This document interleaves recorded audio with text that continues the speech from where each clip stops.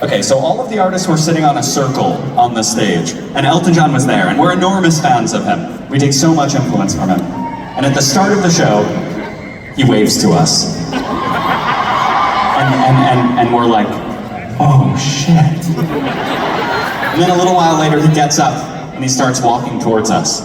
And we're like, it's happening. And he gets up to us, and he says, boys, I'm a big fan of you guys. Congrats on all your success. And we're like, yeah, all right, now we got a good story to tell on stage. Then he says, yeah, your guys' collaboration with Justin Bieber this year was just massive.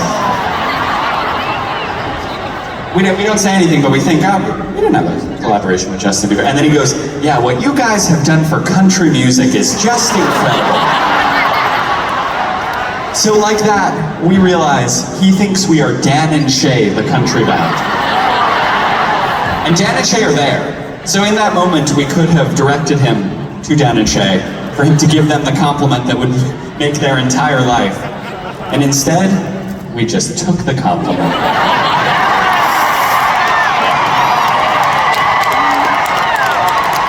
Like, made direct eye contact with him. Thank you, thank you.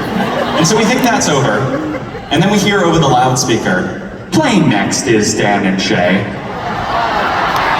And so now we're in this awkward trying to avoid Elton John thing so he's not embarrassed.